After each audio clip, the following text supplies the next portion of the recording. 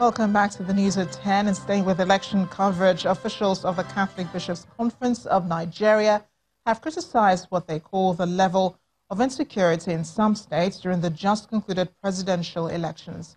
The Catholic bishops, who briefed reporters in Abuja, also cited poor logistics, failure of smart card readers, as well as vote buying as some of the areas the Independent National Electoral Commission must address before the next elections. In many parts of the country, the elections had been conducted in a relatively conducive atmosphere. Nevertheless, some areas identified as flashpoints had slim presence of security officials. Hence, the deployment of security personnel to some areas was not balanced, while some huge populated polling units reportedly had fewer security agents. The reverse was the case in other less populated areas. In Maiduguri, Borno State, for instance, there were attacks by suspected Boko Haram members in the early morning of the voting day. In the North Central, a 19-year-old young man was shot dead in Ajetachi, Dekina local government in polling unit in Ayangba for refusing to vote a party contrary to his choice. In Idiokolo unit, Orumba, North local government area of Anambra State, a COP member serving as an ad hoc staff of the Independent National Electoral Commission was kidnapped while on duty. Meanwhile, the Nigeria Civil Society Situation Room says it has documented over 260 politically motivated deaths since the commencement of campaigns in October last year and the actual election day, which was Saturday, February 23rd, 2019. The spokesperson of the Situation Room, Mr. Clement Wankwo, explains that poor deployment of security personnel in some cases swelled the number of fatalities recorded. According to him, 39 deaths were recorded in the last 48 hours alone. The group blames the Nigeria police for failing to deliver on its promise to secure electorates. Situation notes with profound sadness the election-related violence that led to the death of at least 39 Nigerians over the last 48 hours of the elections. Borno State reported 4 deaths, Bayelsa State 4 deaths, Rivers State 16, Yobe State 2, Kogi State 2, Ebonyi 2, Lagos 1, Oyo 1. And Delta 2, Zamfara 1, Taraba State 4. These recorded deaths follow a trend of serious electoral violence since the beginning of campaigns in October 2018.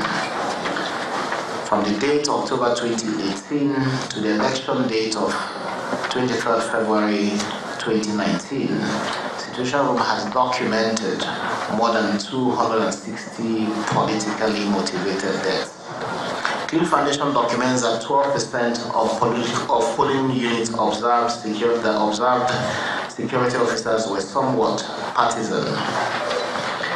Despite the police's stated preparedness with deployment and adequacy of security, there were shortfalls and gaps, with attendant implications for election security. The air task force of the Operation Lafia Dole has killed several terrorists, destroying their hideouts in Koloram on the fringes of Lake Chad in the northern part of Borno State.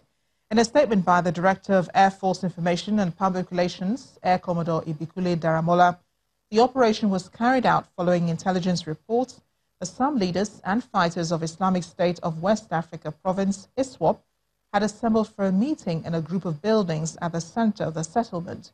He explains that the Nigerian Air Force Intelligence Surveillance and Reconnaissance Platform deployed for confirmatory surveillance cited some terrorists and called for 2 Alpha Jet aircraft to attack the group of buildings.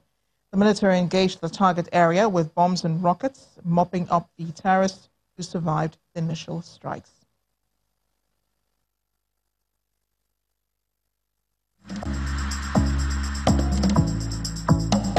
You First.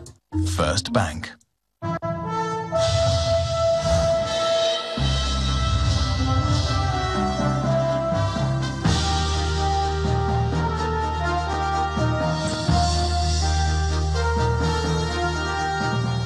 In business news, First City Asset Management, a subsidiary of FCMB Group, has listed 2 additional funds on the Nigerian Stock Exchange with a view to increasing asset class diversification for retail investors.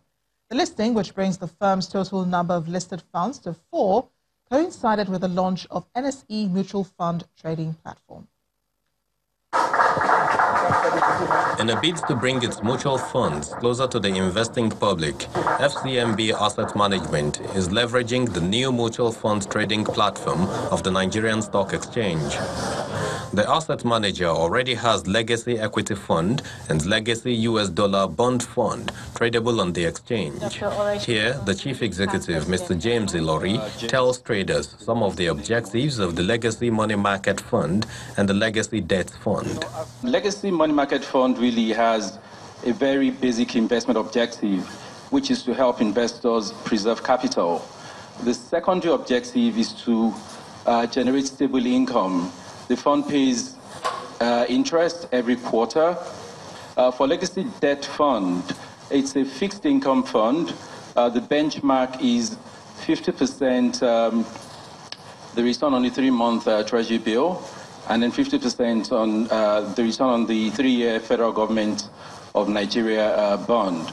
With the listing, investors now have room for capital preservation and income stream expansion. We have stockbrokers in different parts of the country, from places like even in Bayelsa, in Sokoto, Borno, you have stockbrokers there.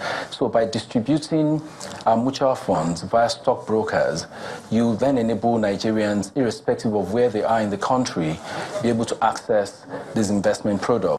Total AUM on mutual funds was around 250 billion, and by the end of last year it had grown to slightly under 650 billion, and that distribution has happened bilaterally between fund managers. Now, fund prices happen daily, once daily, so what the exchange has really done is just created a platform to democratize that investment process.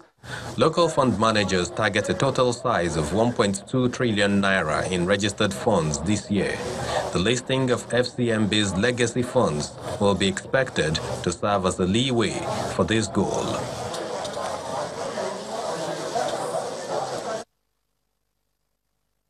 Nigeria's stock market opened the last trading week of February with a positive, despite uncertainty surrounding the aftermath of the presidential elections held over the weekend. Layo Adegoke has a summary of Monday's proceedings.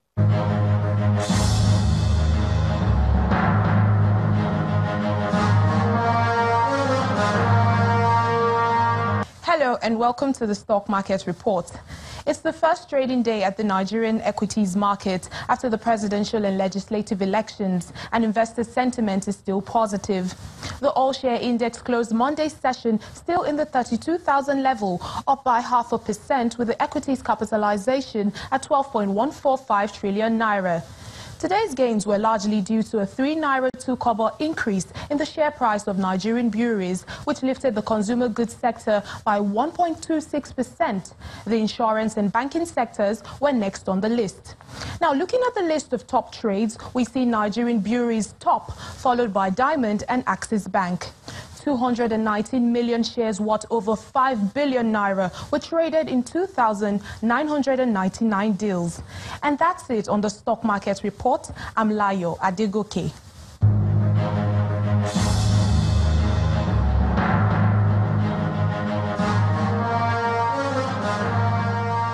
In the meantime, major global equities markets ended Monday's trading session mostly positive after U.S. President Donald Trump said he is delaying March 1st deadline for U.S. increase in tariffs on Chinese goods.